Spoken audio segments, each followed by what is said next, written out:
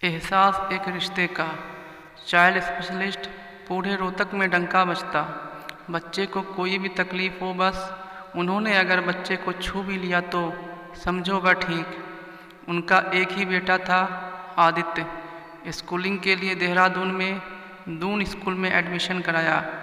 Doctor Ravi का सपना कि मेरा बेटा मुझसे भी काबिल डॉक्टर बने, लेकिन आदित्य को तो कहीं और ही उगना था। उसका सपना था कि वह वर्ल्ड फेमस फोटोग्राफ़र बनेगा। खैर, स्कूल के बाद इसलिए कॉलेज की पढ़ाई करके मुंबई गया ताकि पढ़ाई भी पूरी हो जाए और शौक़ भी। पढ़ाई तो पूरी न हो सकी, अलबत्ता शौक़ पूरा हो गया। फ़ोटोग्राफ़ी सीखने लगा। वहाँ पर किसी से मोहब्बत हो गई। माता पिता को बताया तो पापा बोले, आदित्य, तेरी खुशी से बढ़कर हमारे लिए इस जहां में और कुछ नहीं। अगर तुझे लगता है कि वह लड़की तेरे लिए सही है तो हमें क्या एतराज़ हो सकता है। लेकिन पापा पापा वो नताशा खान है। आदित्य थोड़ा सा झिझकते हुए और हकलाते हुए बोला, अरे तो क्या हुआ बेटा, तुम घबरा क्यों रहे हो। ये हिंदू मुस्लिम हम इंसानों ने बनाए, कुदरत ने नहीं। उसने तो केवल इंसान बनाया था। हम उसके माता पिता से बात करते हैं। थैंक यू पापा, थैंक यू मम्मी। वह खुश होकर मम्मा पापा के गले लग गया। मगर उधर नताशा ने अपने घर में आदित्य के बारे में बताया तो भूचाल आ गया। कान खोलकर सुन लो नताशा, आदित्य से तुम्हारी शादी नहीं हो सकती और आज के बाद इस घर में मुझे आदित्य का नाम सुनाई नहीं देना चाहिए। नताशा के डैड ने फरमान सुना दिया। बात न बनती देख एक दिन नताशा ने ठोस कदम उठाया और घर छोड़कर चली गई आदित्य के पास। बालिग लड़की है, कोई कुछ नहीं बिगाड़ सकता। कोर्ट मैरिज कर ली।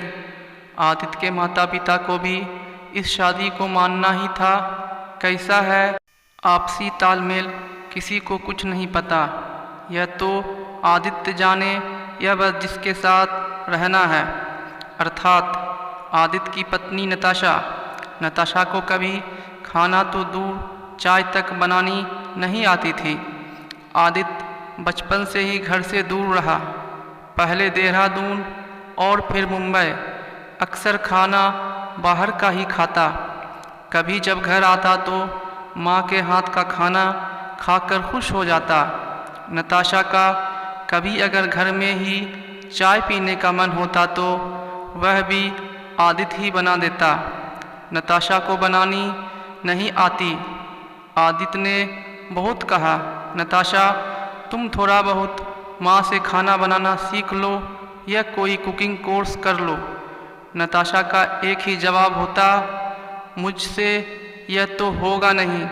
मैं खाना बनाने के लिए नहीं पैदा हुई। ये इतने होटल किस लिए हैं।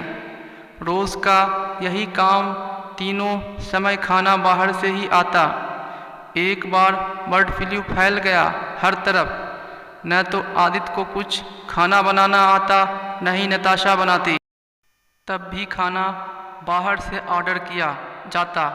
आखिर शरीर है, कब तक बाहर का अनहाइजेनिक खाना सहन करता। मशीन में भी अगर तेल की जगह पानी या अन्य कोई गंदा तेल डालोगे तो वह भी खराब हो जाएगी। आखिरकार आदित्य का शरीर भी अनहाइजेनिक खाना और अधिक सहन नहीं कर पाया। जवाब देने लगा। उस खाने को खाकर आदित्य अधिकतर बीमार रहने लगा। एक दिन बहुत बुरी तरह पेट में दर्द उठा। तब डॉक्टर को दिखाया तो उन्होंने बताया कि फूड पॉइजनिंग हो गई है।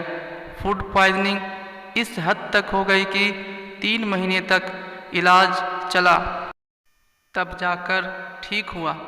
अभी ठीक हुआ ही था कि फिर से आदित्य को लगा कि उसे कुछ प्रॉब्लम है, क्योंकि उसके पेशाब में मवाद सा उसे महसूस हुआ और साथ ही अक्सर कमज़ोरी रहने लगी। काम धाम सब बंद हो गया।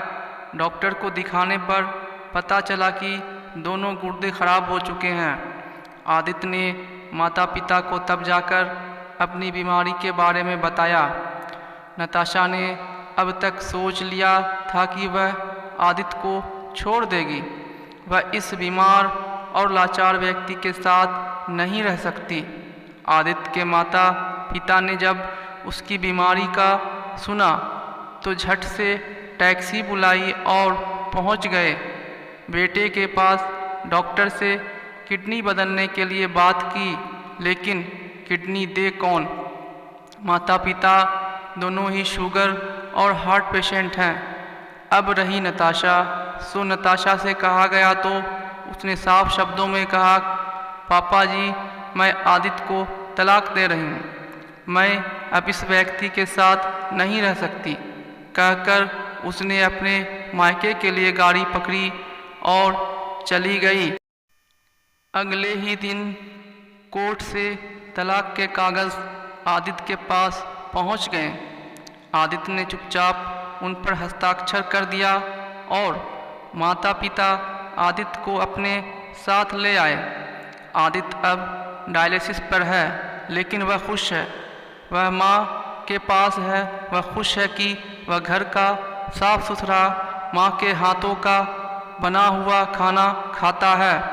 वह चहक उठता है और जब माँ उसके लिए दलिया या खिचड़ी भी बना देती है, वह खुश है। नताशा की हर पल की चिक चिक नहीं सुननी पड़ती। इधर नताशा कुछ दिन मुंबई अपनी सहेली के घर पर रही, लेकिन उसने महसूस किया कि सहेली उसे बोझ समझती है। उस पर उसका पति किसी न किसी बहाने से उसे छूटा रहता। कभी जब उसकी सहेली घर पर न होती तो वह अकेली होती तो घर आ जाता और उसे परेशान करने लगता। आखिर उसे अलग से किराए का घर लेकर रहना पड़ा। मगर यह क्या, वह तो यहाँ भी सुरक्षित नहीं।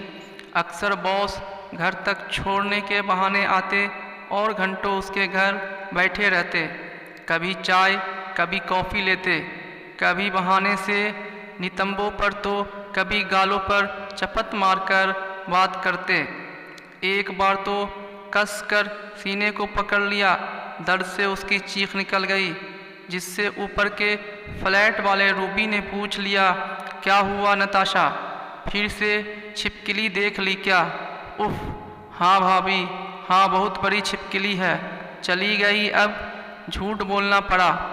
बॉस जो ठहरे और तब बॉस भी चले गए। मगर नताशा समझ चुकी थी कि अकेले रहना आसान नहीं। आदित्य को तलाक दे चुकी है। अब मायके के सिवा कोई जगह नज़र नहीं आ रही थी। आखिर मायके का रुख किया। सोचा वहीं पर कोई छोटी मोटी नौकरी करके गुजारा कर लेगी, मगर घर पर सुरक्षित तो रहेगी। मगर बोया बबुल तो आम कहाँ से पाओगे? वही हाल नताशा का था। घर में कदम रखते ही वह समझ गई कि उसकी यहाँ किसी को ज़रूरत नहीं। बिन बुलाया मेहमान है वह। डैड ने तो आते ही कह दिया, आ गई न फिर से मेरे घर। क्या दिया आदित्य ने? उसकी औकात ही नहीं थी जो तुझे रखता। अब यहाँ क्या लेने आई है? जहाँ से आई है वहीं वापस जा। यह मेरा घर है, धर्मशाला नहीं। माता पिता हर समय तिरस्कार करते। भाई भाभी भी नौकरों की तरह काम लेते। उस पर भी तिरस्कृत होती रहती। आखिर एक स्कूल में नौकरी लगी। सोचा कुछ कमाएगी तो कोई कद्र भी करेगा। यहाँ भी नज़रों से नताशा के रूप का रस पीने वाले हज़ारों कीड़े थे। एक टीचर ने तो एक दिन सरेआम हाथ पकड़ लिया और बोले, नताशा डार्लिंग, उस लौंडे से कुछ नहीं मिला क्या जो उसे छोड़ आई है? उस पर दूसरा बोला, अरे तो हम हैं न, इसकी हर ख्वाहिश पूरी कर देंगे। एक बार हमें सीने से तो लगाए, हम तो कब से तड़प रहे हैं। नताशा डियर बोलो, कब और कहाँ मिले? नताशा की आंखें भर आई। आज उसे आदित्य की बेहद याद आने लगी।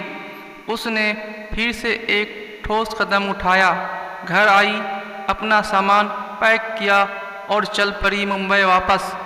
उन्हीं गलियों की तरफ। रास्ते में ही आदित्य के नंबर पर फ़ोन मिलाया, लेकिन किसी ने फ़ोन नहीं उठाया। नताशा लगातार रोए जा रही थी और अपने आप से ही बोलती जा रही थी कि आदि प्लीज़ एक बार फ़ोन उठाओ, मुझे तुमसे माफ़ी मांगनी है, मुझे वापस अपने घर आना है, मुझे तुम्हारे पास आना है, प्लीज़ आदि एक बार फ़ोन उठा लो।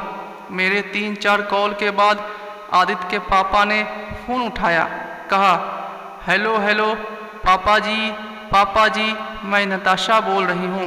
हाँ बेटा, मैं जानता हूँ, कहो कुछ काम था? हाँ पापा जी, मुझे आदित्य से आप सबसे मिलना है। पापा जी, मैं बहुत बुरी हूँ, लेकिन फिर भी आपकी बेटी हूँ, मुझे माफ़ कर दीजिए। पापा जी, आदित्य से भी कहें मुझे माफ़ कर दे और एक बार मुझसे बात कर ले। मैं वापस आ रही हूँ पापा जी, मैं अपने घर वापस आ रही हूँ। आप सबसे माफ़ी मांगने और आप सबका प्यार लेने। नताशा बोले जा रही थी और रोए भी जा रही थी। किससे माफ़ी मांगेगी बेटा?